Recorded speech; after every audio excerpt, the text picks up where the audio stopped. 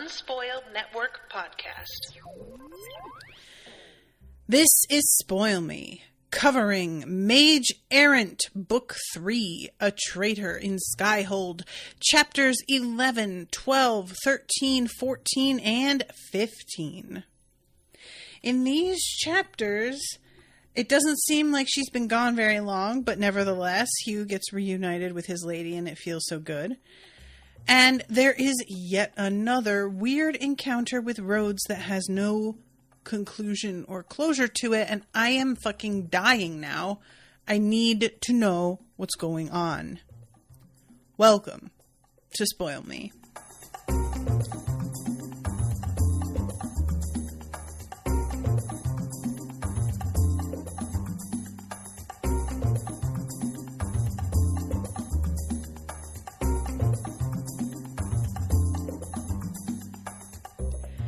Welcome to the show, everyone. I am Natasha. Thank you very much to Dan for commissioning this episode. Dan is here in the chat. We've been talking pollen. It's very exciting. This is when you know you're old. When you're like, hey, what's the weather like over there? You have pollen? We're old. It's over. It's fine. I'm all right with it. So these chapters were a little bit more hanging out character stuff that I really like. So we start off with chapter 11 and we are kind of in Godric's head. And I really enjoy the fact that there is as he grows, it's more and more difficult for him to get into Hugh's room because the door is hidden behind this bookshelf. And he's starting to think that somebody is fucking with him. And this is the sort of thing that I think is a real, when you are growing and you sort of don't have a good sense of that, it does feel like you're being pranked or you're just gaslighting yourself because you're like, this didn't used to be like that, did it? And I really enjoy the sort of implication here that Godric really has no sense of his own mass. So he comes in and Hugh is working on remaking his wards. And he says they started decaying, not badly, but they had started letting the night air in, and I'm not a fan of sleeping in a cold room. Which I personally can't relate. I have to have a cold room. I need it. So for me, I would have this set one of those Nest thermostats to keep me warm during the day, but then go ahead and let some of that cold in at night. And I really like that he's redoing it because he looks at the wards to just do some minor repairs. And once he looks, he's like, oh, wait, I could just redo this. This isn't that good, actually. And I love that for him. That is the best feeling when you think that you need to return to something. I've had this with recipes and stuff. I'll go to pick something up that I had made once before that was really good. Haven't made it in a year and a half. And then I look at the recipe as I made it and I'm like, I missed a lot of opportunities here to do something way more interesting. So he's really growing in his abilities and I really am proud of him. So he says it lets air through, but it doesn't let heat escape. Godric wasn't exactly sure how you could let the air move without the heat moving with it, but he hadn't come to talk wards with Hugh, who was more than a little obsessed with the topic. Not that Godric found it boring, but Hugh could get a bit overwhelming on the topic. And yeah, we all have our thing. Don't start talking food to me. You just, unless you have equally passionate views and have an equally, I won't say huge breadth of knowledge because I have a lot of blind spots when it comes to food, especially stuff overseas that I'm realizing I would love to try and don't even know where to find it around here. But look, if you don't have a lot of personal experience with cooking, you don't want to start with me because I am going to just talk your ear off and try and tell you about a million things that you should try that you won't because you don't care about cooking that much, which I do. Anyway, yeah, hard relate. I understand. So Alustin has come back, and that it seems like it was a little bit of a surprise. Like Hugh, he says it's about time, but they didn't get word ahead that he was heading back, I guess. And I personally was surprised that we jumped ahead enough that this is happening. It's Alustin returning and Ava showing back up. I understand that time has passed, but it doesn't really feel like time has passed for me. And I think that maybe a sort of intermission, I don't know if that's the writing a few paragraphs about the way that they spend the time and time, like, just like, for example, to go back to Harry Potter, as I will inevitably do, there's often a discussion of the changing of seasons, the like class exams coming, decorations being put up for holidays or plans for, school trips, things like that, that sort of signal to you where we are in the year. And I have to admit that with this series, I do not have a good sense of the time for almost anything. Like, I trust that a year has passed when we reach a final moment, but it sneaks up on me and I don't see it coming because I haven't felt the rest of the time passing. I just have to take it for granted that it must be in order for certain things to have happened. So I feel like that would be something that might, be something to work on there. But anyway, okay, so he just showed up this morning looking a bit tired, meeting with Talia right now, but he wants us to meet him at his office afterwards. Alustin brought her a bunch of bones, creepy skulls with no eyes in them. She immediately dragged them off to her explosion room to try them out and show him a few things she'd been working on. And it says, as much as they all enjoyed Talia's company, they had grown thoroughly sick of Talia's testing room. There were only so many explosions you could really deal with watching in a day before you started getting a pretty severe headache. Unless, of course, you were Talia. So I guess she's like asking them to participate in stuff or coming and experimenting with them and like wanting their input on things that she's trying. Because we see later that she's just sort of experimenting in a lot of ways. So we go to Alustin and he asks right away, who's our traitor? And this moment cracked me up because I took this the wrong way. Talia says no idea. Godric shook his head. Sorry, sir, Hugh said. Alustin frowned at Hugh. And before I continued on reading the sentence, with Alustin frowned at Hugh, I immediately thought that Alustin was about to like kind of get like saucy with them all about the fact that they haven't figured out who the traitor is yet, that he's frowning because he's like, I can't believe that you guys have no idea yet. But instead, it's just him being mad that he was still calling him sir. And he keeps like reminding him not to do that. And Hugh, I don't think it's ever going to change. I can't help but understand. Like, it's a complicated thing for a person that's technically an authority figure to ask you to call them by their name when you are this age. I remember when I went to the boarding school for my senior year, and all of the teachers at the boarding school went by their first names. And y'all, I had to really acclimate before I was comfortable calling them by their... It felt so disrespectful to me. It was just like, a major adjustment. And even when I did get used to it, I would still sort of like slip occasionally. And honestly, I still maintain that I don't like it. I don't like it. I understand what they were attempting to do with creating a sort of more democratic feel to things, but frankly, I don't think there should be a democratic feel in high school. They're children. It's fine. Just make yourself the authority figure and distance yourself. I don't think that's a bad thing. So Alustin is, he's like, well, you haven't figured out anything. And Sabae sort of points out, as she does, you wanted us to figure things out and then gave us like no fucking information. And Alestin says, yeah, I get that, but I also am only allowed to share like a little bit because you're not council members.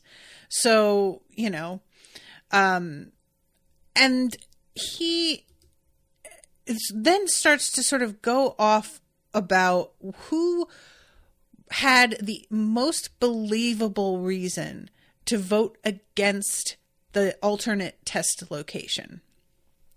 So they go through everybody. Anders Velseraf. And in this case, we'll consider the strength of his motive to vote for it. Let's start with Headmaster Tarek. Everyone looked at Godric. It was a little exasperating that everyone had just immediately expected him to focus on Tarek just because they were both stone mages. It was even more exasperating that it actually had been his reason, but he wasn't going to mention that part. I do kind of like that, the sort of thing where it's like, oh, okay, just because we're both blank, you think, but then it's like, all right, no, but I do know more about them because we're both blank, and that does interest me, I can't lie. And he says, Tariq, no other names. People have tried giving her others. She tends to reject or ignore them. Crazy powerful stone mage, born and raised here in Skyhold.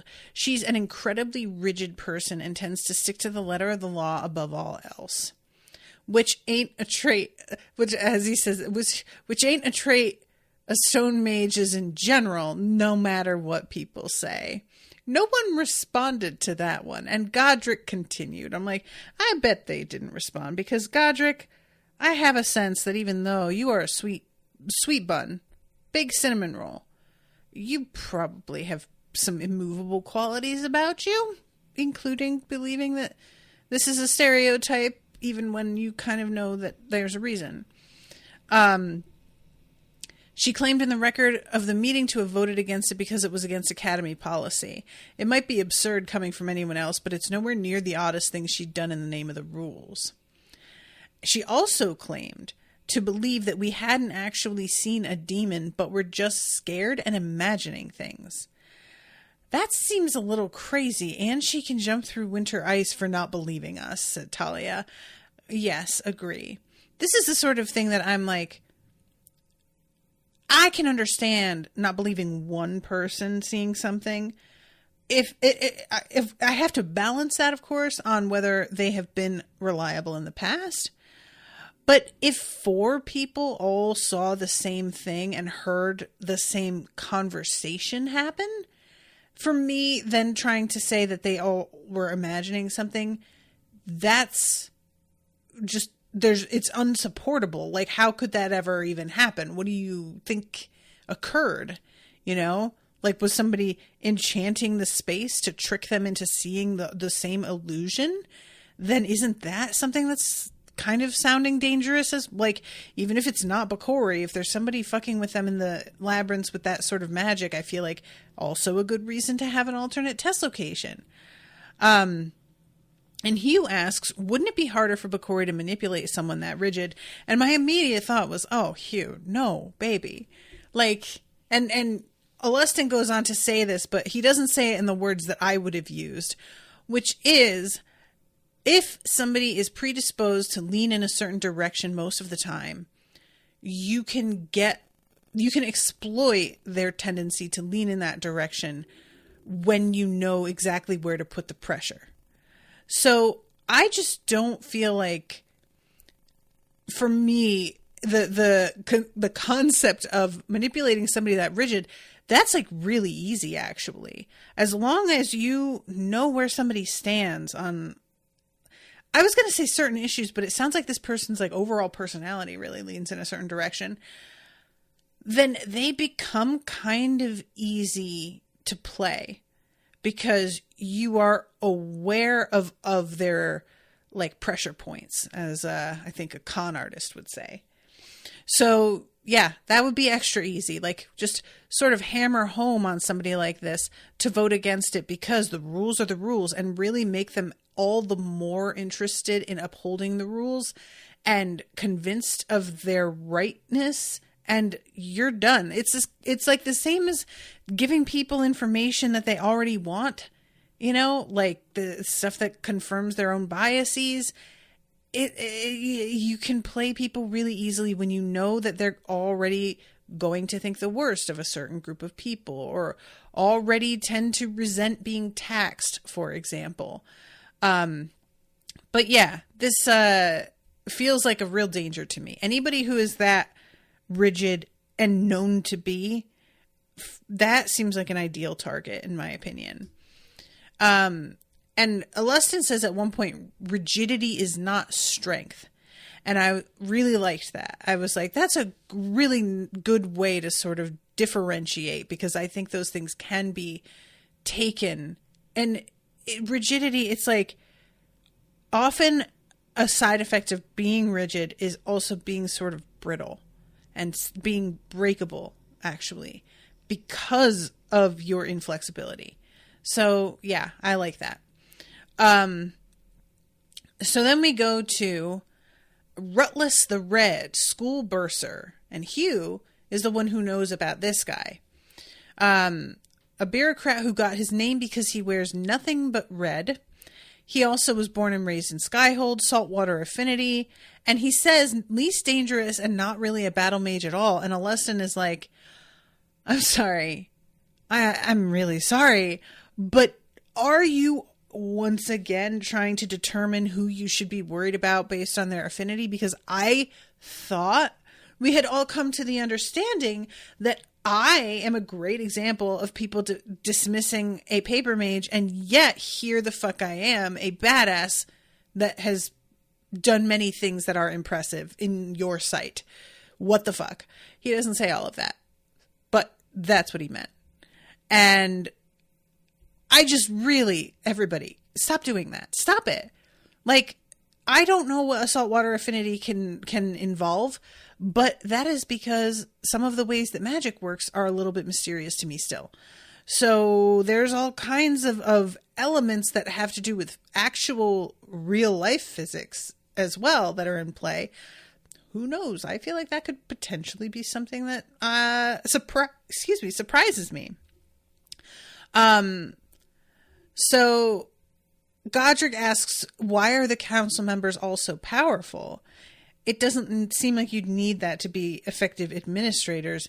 To which Alustin is like, yeah, everything hasn't always been peaceful. So, it started off putting people of strength in position, and we just sort of kept up with that. Because, like, why wouldn't you? Honestly, there is a sense to me of, if you're going to be, like, in charge of some major stuff, yeah, I want you to be above average. He, so far as I can tell, just about always votes against Candoron. And what we find out here is that he is a human supremacist. And his concern for the rules is strongest when it's to his advantage. That is the key. There are so many people out there who claim to be all for law and order, and you would really be surprised at the number of times they don't seem to be. And there's select folks that they really seem to get quite agitated about the law and order thing around, and it's all exactly what you would expect. So, anyway, and as unpleasant as his reasons are, they might be the most believable of the lot, Hugh said. He essentially votes against everything Candoron brings before the council, and even a lot of the things she simply votes for. And then Alustin starts talking about, well, maybe if he's already like in this petty place, Bakori could have worked in that direction. But the thing with Bakori is, like, he's got an influence, but he can't do too much. So I don't know how much to, like, blame on Bakori's influence, and how much of it is just a person, like, also kind of being a shitbag. Then we get Abila Swetas of Ildiv. And Sabae, this is youngest member of council in early 40s. She has an incredibly powerful magma attunement, and is one of the most dangerous combatants on the council. Not just the Academy sub-council, the whole thing. She gave no reason why she voted against the alternate test. And Alustin kind of looks at her. There's this long drawn out silence. And Talia seems to think the fact that she didn't give a reason is in and of itself suspicious. But it turns out the reason is just so clear if you know that it's not suspicious, because, yeah, she's just that kind of, she's like very obvious. She's just a bull is the vibe I get. She voted against the test because of me. Ildiv has something of a rivalry with Rosandis. A rivalry that has broken out into open war more than once. Ildiv, before my family rose to prominence in Rosandis and before Indris made Theristel into a major port, Ildiv was the dominant regional power of southwestern Ethos. They haven't forgotten or forgiven. The Suetas family, I don't know if I'm saying that right, used to rule Ildiv, and they directly blamed their decline and loss of power on us. Abiela Suetas is trying to cause problems for you to get at my family. She's not Kandaran's ally, but she's not an outright enemy either. If it wasn't for me, she probably would have voted to allow you to take the alternate test, and none of this would have been a problem. So Sabae is really like internalizing that this person is picking on her specifically, but she's doing it in a very Hewish way, and I'm going to need her to knock it off, because she clearly has like just she's shouldering some responsibility here, and I'm like, girl, you cannot control the fact that this woman is a bitch. It's just not on you, you know, like your existence is not something to apologize for. Stop it. And Hugh says, it's a bad idea to assume her grudge isn't being exacerbated by Bakori to make her vote against you. That's how he works. And he stops and then says, I intended that to be more comforting than it was. I genuinely did laugh at that. And then there's one more. Anders Velseraf, School Dean. He's a silk mage from Sarnassus and one of the oldest members of the council. Kandaran's closest ally on the council and her only reliable ally on the academic sub-council, and therefore best positioned to betray her.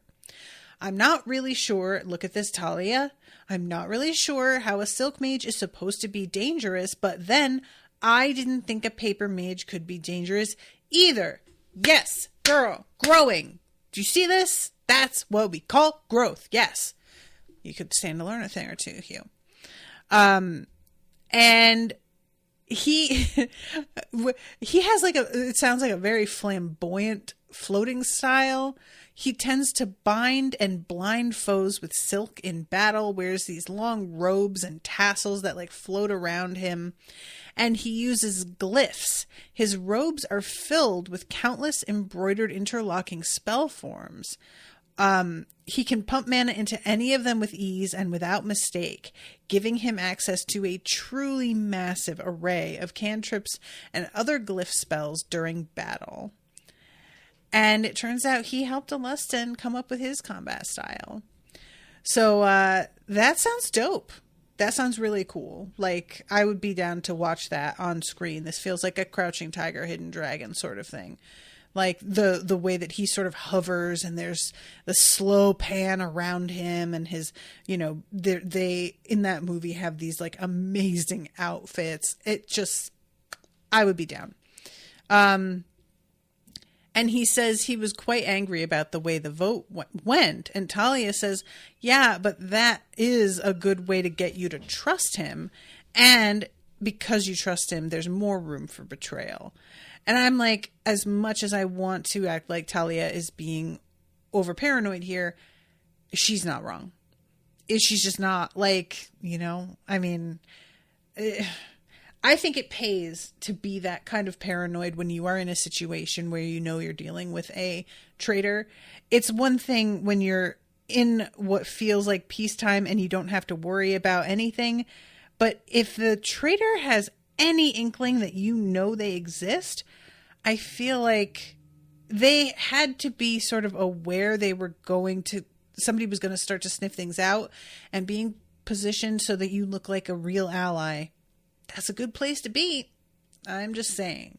So, there's a little moment where Sabae and Talia are talking about like betting on who it's going to be. Well, Leston forbids this. And then they start talking about the Moonless Owl, and Godric is like, it's an interesting situation. Godric is dating Eric, and he's like not nearly as serious. He tells Hugh, and it's interesting because he's like worried about how he will react, and I really thought this made sense, even though it feels like it's irrational. But it turns out Eric is engaged. Like, there's already been a marriage arranged for him, and Godric was aware of it. So he went into this knowing it was just going to be a good time for him and Eric, and that it's not a permanent thing, which I'm really like pleased to know that Eric, I don't know if he's like actively bisexual or if he is just going to be doing his duty, but I think based on the way that Godric talks about it, that Eric is bi because he seems to be looking forward to getting married. So that's fun to have bisexual representation. And also I really do like the fact that Godric seems to be like not territorial about him and taking this at like very much face value and just accepting the way that things are and doesn't seem bothered by it. And also that evidently it's not like, this is not something that is stigmatized. The fact that this guy, Eric, would have been with a guy like in a pretty public way before he got married, nobody would like count that against him. And it's not like this dalliance would cause the marriage to become the marriage contract to suddenly become null and void. So that just speaks to a lot of tolerance here that I appreciate. I hate using the word tolerance because that always sounds like, oh, well, we'll let you, like there's a sort of permissiveness that I feel like is not, but I don't know the word I want. But it turns out that Godric's dad doesn't know that he's dating Eric, and he doesn't want them to mention it. And when they are wondering if it's like, oh, is your dad homophobic? He's like, no, he just doesn't like casual sex or casual dating. So if he knew that I like willingly got into a relationship with a person that I am guaranteed to not wind up with, he would just be really bummed, I think. And there was something about that was sweet, even though I was sort of like, I mean, sir, he's how old? Like, give him a little bit of time, So then we go to chapter 12, and since the Moonless Owl is going to be docking soon, Hugh is having a lot of trouble focusing. I love when she tells him to lift something and he's like, I don't think I can. And she has to be like, with your crystal affinity, dude. He tries, it doesn't. And she then explains to him that operating with large, well-formed crystals is like an advantage to them. Our spells are designed to interact with the patterns that comprise those crystals. When we're forced to work with a jumble of different crystal patterns, such as in this boulder, spells tend to prove difficult for us to control. And I thought that this was really interesting that, because I had been talking earlier about how if you are a crystal affinity and so many things are made from like crystalline patterns, doesn't that seem like a crazy advantage? But if you've got a bunch of different like materials mixed together, that would affect it. So that feels like, okay, we're giving a little bit of, what's the word? I guess just disadvantage is the word I want. I keep wanting to use like, words like we're giving a handicap, but I feel like that's not the thing to say anymore. And it just goes to show how like completely dependent we become on ableist terms, that once it's like taken away, you're like, I don't know how to talk anymore. So this is when he asks, can we pattern link it to improve the crystal inside? And he says, Kandarin says we can, but that takes a lot of energy and it's really just not useful to do. Like if you've got a large project that you're working on, maybe you have the time, but if you're in a battle, that's just not really an option. And when he asks about which type of crystal she specializes in, she says ether crystal manipulation. And when he asks about how she lost her original wings, she gets sad and doesn't answer the question. And I'm personally like, I kind of don't want to know. When there's something that makes Kandarin seem that vulnerable, I'm like, oh, that's too. I don't want it. No, I'm not prepared for it. And then we get this absolutely fantastic moment where Kandarin starts to take it upon herself to try and explain the magical birds and bees to Hugh. And it turns out that they have contraceptive cantrips, which is just, of course they do. Like, you know, that's just a practical thing, but that is hilarious. I love this so much. And when he doesn't need to get this instruction from her because Alestin did it already. And apparently Ava was delighted at the fact that he was so uncomfortable and so sat in his lap the whole time just to make it like extra weird. I really do kind of enjoy how much Ava like is tickled by Hugh's discomfort. Like that could easily tip into an area of it kind of being a problem, but it feels very much good natured. And I also, because he's so uncomfortable so often, the fact that she finds it very cute and endearing is like for the best, you know, like, it's a good thing you like him for that because it's going to happen a lot. And as he leaves, he can hear her ridiculous humans with their constant mating in there. And he's just like, oh God. But yeah, I really, that was a lovely little moment. So everybody is waiting for the Moonless Owl and they are all having like a conversation about armor, like being chill, except for Hugh, who's like, wait, what if Ava doesn't want to date me anymore? And he falls onto his back and like clutches his face. And it turns out that this is just going to be a thing for him, that every time they're apart, he starts to believe that they're like, there's going to be some sundering of them that's going to happen. And it makes total sense. Like, since Hugh does this with his friends, where he's like, oh, my friends just are feeling sorry for me. They're not even really my friends. Like, we've seen how he does that. The immediate sort of like, oh, maybe they don't want to be with me anymore. What if they're just with me because they feel sorry for me? It tracks completely. And let's see, we hear talking about the armor, and oh yeah, Daz armor works the same way. The illusion anchors. Sorry, I started sort of in the wrong spot here. Dad designed our armor based off of illusion magic. You remember how Captain Bandon had all those illusions. In order for it to work, he had to anchor all of them to his own image. Dad's armor works in the same way, except what's the word he used? Intaglio. The illusion anchor affects the shape of the inside of the armor rather than the outside. Otherwise, it'll try and smash you while you're wearing it. Which I have to admit, I had a hard time sort of following. I don't like it affects the shape of the inside so that if it shifts shapes, it doesn't crush you. Like, but it's not actually shifting, isn't it? Is it? It's just an illusion. I'm a little bit, I don't know if I need to know this right now, so if it's something that can wait, it's fine. But I just wanted to mention that I had a moment of just, wait, what does he mean by that? And illusion magic was not intended for use with stone. It took years for Dad to figure it out. Plus, there's a bunch more to the armor than that. You got to deal with making sure your joints move, making sure you can breathe and see without decreasing your protection too much.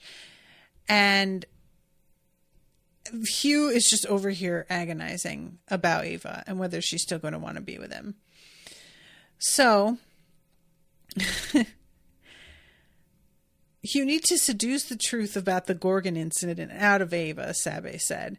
And Hugh finally says she wasn't on the owl during the Gorgon incident. Well, Godric, it looks like it's up to you. You need to seduce the truth out of Eric. And Godric salutes her. I love it. I just love the fact that he's just like, yay, aye, sir. Ava, of course, still wants to be with Hugh, and the two of them are all over each other immediately. There's a moment where Talia makes a comment and Hugh gives her the finger while making out with Ava, which I really love for him. And it took a solid hour for them to get away. The six of them went to eat at one of the cafes near the dock that specialized in meat pastries, which sounds delightful. And they are talking about how they knew that Ava was coming. And Eric says, were you just checking the list every day to see? Skyhold scryers monitor all approaching ships and post lists of their projected arrivals every time. Sorry, I'm totally screwing up this reading today, guys. Post lists of their projected arrival times every day. It's a standard practice at most large ports. And no, Alestin told us. So this is when we have a moment of, hey, Hugh. And it's once again Rhodes. And my question here at this point is, why don't you just give him a moment to talk to you? Because frankly, this boy has tried to corner you every chance he got when you were alone and had no allies and no witnesses and whatever, right? But here he comes in a public place when you're surrounded by friends and you have a bigger, badder reputation than you've ever had, and your friends all also have a bigger, badder reputation than you've ever had. This, to me, feels like he wants to talk about something for real. Something's up. And while I do not blame Hugh for having no interest, there's a big part of me that's really wishing he would allow this dude to just say what he needs to say. I might be completely wrong, but there is something about this that's suspicious to me. And Sabae launches a bunch of water at Hugh. I just want to talk. Hugh doesn't want to talk to you. Before he could finish, Sabae pulled the water out of Hugh's mug and sent it blasting toward Rhodes again. Fine, whatever, Rhodes yelled. Hugh could hear him stomping off and dripping. And I love Ava said, oh, Hugh, is that an ex you haven't told me about? It was pretty good. But it's a bummer because he was having such a great time. And this moment kind of clouds things. He isn't really able to get his equilibrium back after that. And I fucking feel that. It's always the worst when something like that happens and it gets you in a sore spot and you know that it's not a big enough deal that you should be mulling over it, but you can't shake it. It's the worst. So they hang out by the harbor for a bit because the owl is only staying overnight. And then the next morning they meet up for breakfast after the others have, oh no, they haven't left yet. My bad. They meet for breakfast just before saying goodbye. And it turns out that, Ava is going to be visiting for a whole month pretty soon. And he says for a month around midwinter, we're not staying just yet. So I'm interested in what that's about. That feels like, I don't know, maybe it's nothing, but I don't know. It feels significant to me. And they're all at this beach and they're eating and Hugh is getting sand in his food. And he is trying to sort of pull the sand out and can manage some of it. But when he takes a bite, he can still feel it in there. Godric yawned, then cast a spell, apparently intended to clean up rock dust to remove the rest of the sand from Hugh's plate. And later on, Hugh asks Alustin, essentially, why is it that we can all affect sand, even though we have different affinities? And why are affinities so blurry? Shouldn't they be better defined? And this is when Alustin is like, okay, so this is what we're going to talk about. Nice. Can anyone tell me what sand is? And bits of rock, yeah, well, gravel is rock. Really small bits of rock, pick up a handful and look at it closely. And so sand is just small bits of rock in a particular size range, essentially. And he just waits. Talia says, well, there's got to be more to it than that. And he says, I mean, there's lots more. Figuring out where the grains eroded from, how they were transported, where they were weathered by wind or water. And my idea, so he says stone doesn't have any sort of magical energy signature identifying it as stone, nor is there any ideal version of stone found in another realm. There is absolutely no material, so far as we can tell, that has anything of the sort. Not stone, not wood, not fire, not water, not shadow. And Godric asks, well, then how do my affinity senses know when I'm looking at stone? Getting closer, but not there yet. Recall how ether is always considered unattuned? Storms increase ether density, but it's not wind mana. Volcanoes do it too, but it's not magma, stone, or fire mana. Any phenomena that releases large amounts of energy does it, yet none of them ever produce attuned mana. Mana is only attuned inside living things. And Talia says, so are you trying to tell us affinities are just nonsense people make up? Alustin shook his head. Not at all. It's somewhat tricky to explain, but if you'll permit me to tell you a story, it might help. So, this story, this is like the Ithonian Empire. First of all, what utter monsters. But second of all, it's like, what if a fandom that spun out wild theories about things was able to like have free reign on experimenting with like fictional characters? Like the Ithonians basically start to zero in on how interesting it is that there are particular areas that have certain affinities much, much more so than others. And the materials don't possess any magical essence. The conclusion is that, from the second conclusion was viewed as something of a curiosity, but quickly grew to be the primary focus. Essentially, some of the researchers had found that affinity distribution by population varied wildly. This was the beginning of the nastiest period of Ithonian history leading up to their fall. Their findings led to many in the empire claiming that this difference in affinity distribution between regions was an indicator of how worthy the civilizations residing in them were. They'd already conquered most of the continent at this point, but do you hear me, guys? I don't know what's going on.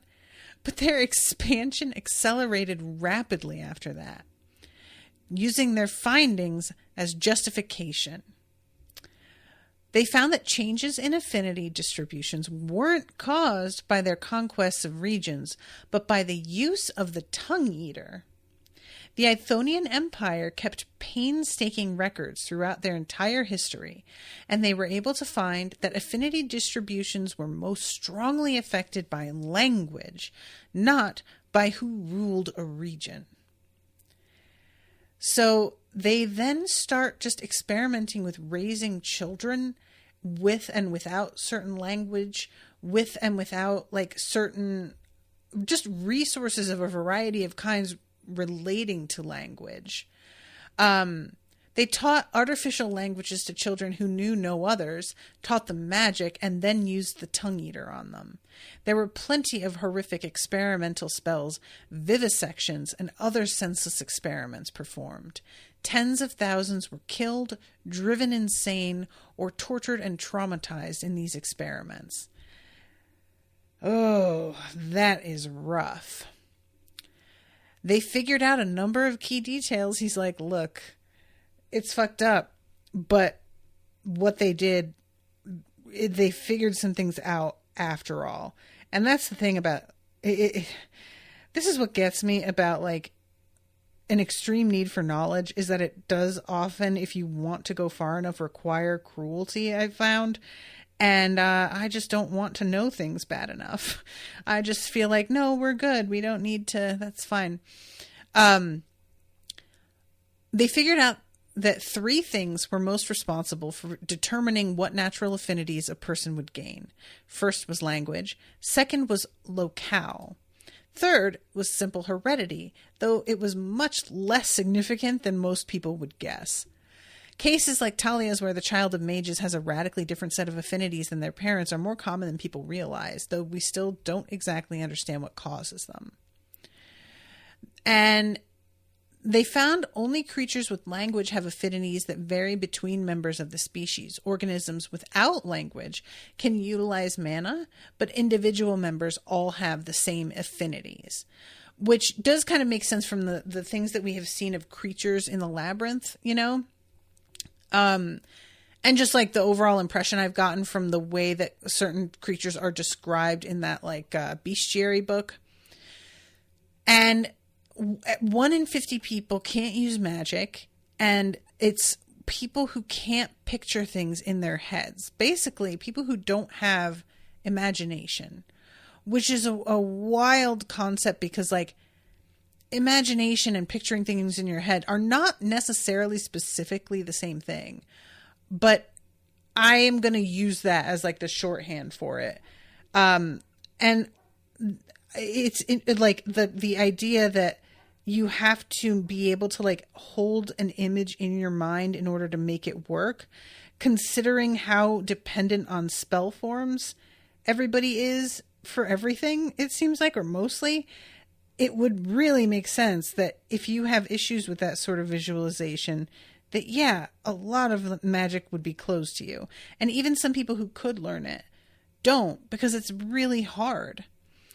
And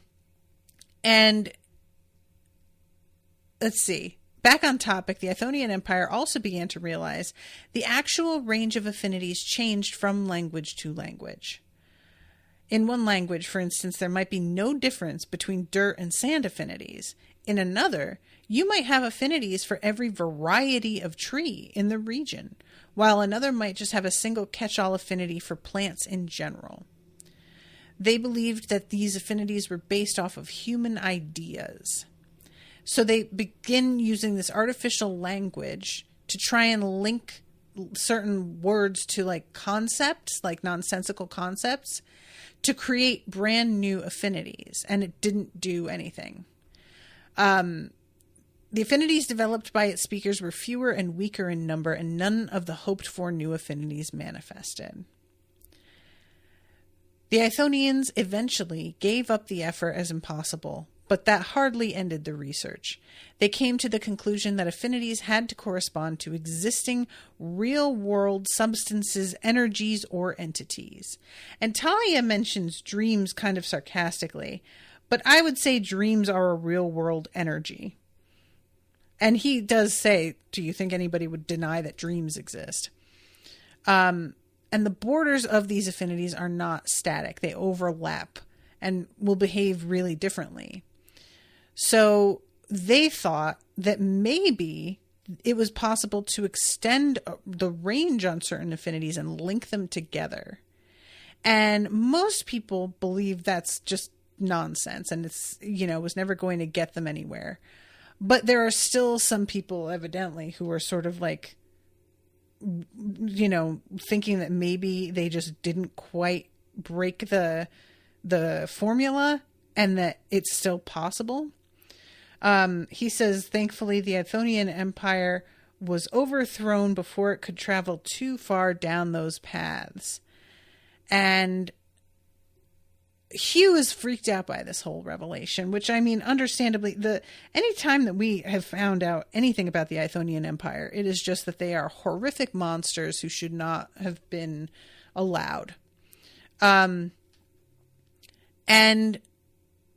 the wide use of the tongue eater and the resulting linguistic monotony of the continent do explain why at least affinities tend to be so much more predictable than across other continents. And Sabae says, all right, well, if that's true, doesn't that say some terrifying things about the fact that the Ithonians developed a language affinity and the tongue eater? What could someone with today's understanding of magic do if they got their hands on them? And he's like, yeah, trust me. I've looked into that, and I would say don't look into that, is what I would say. And I was like, ooh, damn. That feels like, you know, it's just so much more tempting, as Hugh points out. So I'm going to have to speed it up because I am like almost out of time. We've got chapter 14 here, and Godric is, he tried to talk to Tariq. I want to say Tariq, but basically about her vote. And she was like, that's none of your goddamn business. And there's a lot of shouting here. Sabae mentions like noticing that Hugh is flinching a little bit, which, considering the environment he sounds like he grew up in, that makes sense. And she was willing to train me in nothing else. I learned a good bit about stone magic, but nothing for the investigation. And he talks about how she's just got really huge mana reservoirs. So he wasn't able to get a ton for combat because she can just do shit because she's got so much mana, and will low-key pick up like house-sized boulders and drop them on people, which, like, what are they going to do? How do they, you know? And I really do appreciate that throughout all of this, Sabae is taking really meticulous notes and asking him a lot of stuff about like what was on her desk when you were talking, which feels like it's likely unimportant, but it also feels like the sort of thing that it might really pay off to have written all of that down a little bit later. I am never averse to the concept of more and more granular notes on certain things, even though my actual desire to follow through and fulfill those things are minor because I am lazy. So I respect it. I just probably wouldn't do it myself. And I appreciate you, Sabae, for taking that on. And then Sabae, so we have like 2 hours pass where she's grilling them, and she sort of admits to herself that this is likely going nowhere. And then they go to get, this is like a really cool little bit. Sabae is going to the enchanting labs to get her buckler, which is this little shield that Hugh found in the labyrinth for her. And it was damaged, and so it's been being worked on and improved on.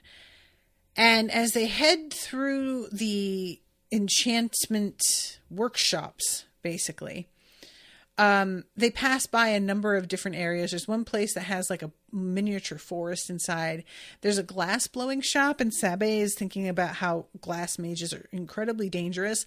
And that paragraph ends with, she'd heard plenty of stories of mages who thought they survived battles with glass mages, only to die days or weeks later from inhaling too many tiny shards of glass, which, holy my God, no thank you. Oh, no. This makes you think of like the poisoning method of putting ground glass in someone's food, and it basically causes your stomach to slowly like internally bleed until you die. And it takes a long time and is pretty hard to diagnose that that's what's happening to you until it's done. Then you're gone. So yeah, this is just, God, no. Anytime that what a weapon does involves you breathing a thing in, I am really fucking not on board. Nope, count me out. I remember even as a kid hearing about a great grandmother who like was burning brush in her yard, and she burned poison ivy, and some of the oils are in the air when they burn, and she inhaled it, and she got poison ivy on the inside of her nose and mouth, which just really truly doesn't feel fair that could even happen. Like, come on. Once they're in fire, can we just say that it's not going to do anything to you anymore? Like, that just really... Anyway, so they get led down this hallway, and they're passing all of these things. Talia gets very sidetracked by the bones. And eventually, when they get to this buckler, the lady sort of smirks and tells Sabae to pick it up, and she can't pick it up. And then Godric tries to pick it up, and he can't pick it up. And it turns out that if you pour mana into it, you can get it to like stick to anything. And it will release very easily. But you can make it so that nobody could pick it up. And even if they could, there is an enchantment on it so that nobody else, after you have used it for a while, it becomes attuned to you. So nobody else will be able to use it.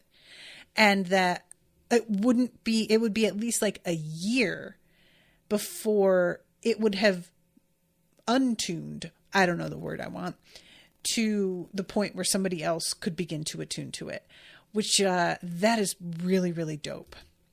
And then it also has its own small built-in mana reservoir, so you can leave it stuck to something and it will stay there for quite some time. And I am really just, this sounds so cool. Like, it makes me think of a combo of the Captain America shield with the way that she's able to just stick it to stuff and keep it on her back. And also Thor's hammer with the, like, you know, certain people can't pick it up or use it. And I just want, like, can she throw it? I have to assume that she could throw it maybe a little bit using her, like, affinities to control it, but I don't know. Anyway, it's a really, really neat concept, and I'm excited to see her using it. And then the last chapter is Talia, and we are with her in her weird workshop, and she is trying to figure out how to use these dragon bones effectively, because what she had intended was that maybe she could use them as explosives and they would be like really spectacular big explosions. And she's not getting that. They're actually kind of resistant to the way her magic works. And the whole way, like the intention to explode them surprised me personally, because I was thinking that this is something that's sort of a precious resource and you wouldn't want to destroy them. And also I assumed that they are very strong, and that would take so much energy to make it explode that it wouldn't really be worth it anyway. And it does seem like that's kind of the case. They're more favored for long-term use. And she's looking at them and she's like pouring mana in, which causes them to sort of heat up because of some combinations of what's going on with her tattoos. And the bones seem to take the heat, like as they heat up, there's like a really clear threshold where if she pushes past that, they just burst into flame and shoot flame for a minute. And she is starting to get really frustrated, and we have her sort of internal monologue here where she's thinking about how painful it has been to use the bone affinity a few times, and that she wishes that she could talk to her friends about it, but that she doesn't like complaining, that they wouldn't understand anyway. And really, like, what's the point? It's not going to keep her from feeling hurt, which I do get how that's rational, but also talking about things and feeling better go together. They just do. And there is, so based off the way Alestin had explained it to her, when the body converted raw mana from the ether into attuned mana, it fundamentally altered the properties of the mana. And after the mana was converted, the body could store it for quite some time, though it would leak away eventually. Formless casting was the art of forcing the mana to move in the necessary pattern with your will alone. Her tattoos were trying to help her body convert the ether into fire mana, but since her body wasn't actually converting ether into fire mana, It forced a number of non-standard properties onto her bone and dream mana. And she's thinking about like the mana with her dreams, that's not such a big deal, but the bone thing, the bone mages that she had tried to like get instruction from had no idea how to deal with what it is she can do, and were blaming her for the fact that what she does isn't the same as what they can do, and basically acting like she was a lost cause and a failure. So she's just like, yeah, I don't need a bone mage. They just don't get it. And I'm going to figure this out by myself, which honestly, it sucks that she has to go this route and just completely start from scratch alone. But good for her, you know? Her weird bone affinity had no history, no tradition to draw from, nothing. Any understanding about the properties, she'd most likely have to figure out for herself. And if there had been someone else, maybe they'd know a way to make her affinity stop hurting. She wasn't going to complain. She could handle it without help, but sometimes. And she realizes, as she's been sort of thinking to herself, that she's spaced out, but that the bone that she had been funneling mana into isn't expelling the heat. It's glowing, but it's stable, it seems like. So she approaches it, and she could feel the heat rolling off the shard even from a foot away, much closer, and it actually got painful just having her hand there. So she uses a temperature gauge, and we don't hear what the result is because I don't know if we're having Celsius or Fahrenheit in this universe, but she gets really delighted with it, and it's enough for her to be like, I can't wait to tell everybody about this. And then decides that she's going to sort of keep it to herself until she has figured out what she's going to do with it. And then we have an interesting moment. Talia didn't dislike Ava. She just didn't think she was right for Hugh. And I'm like,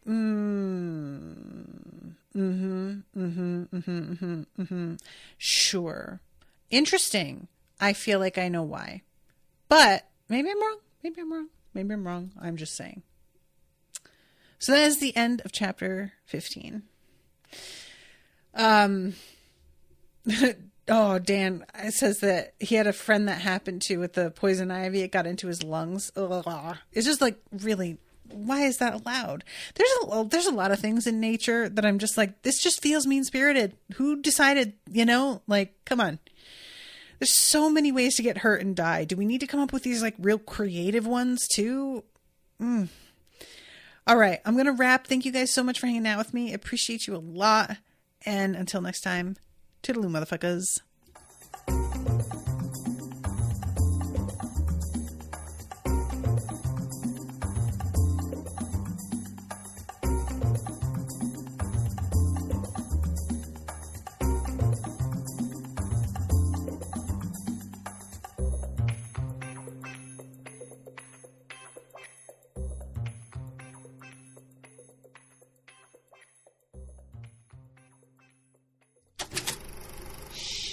That was an Unspoiled Network podcast.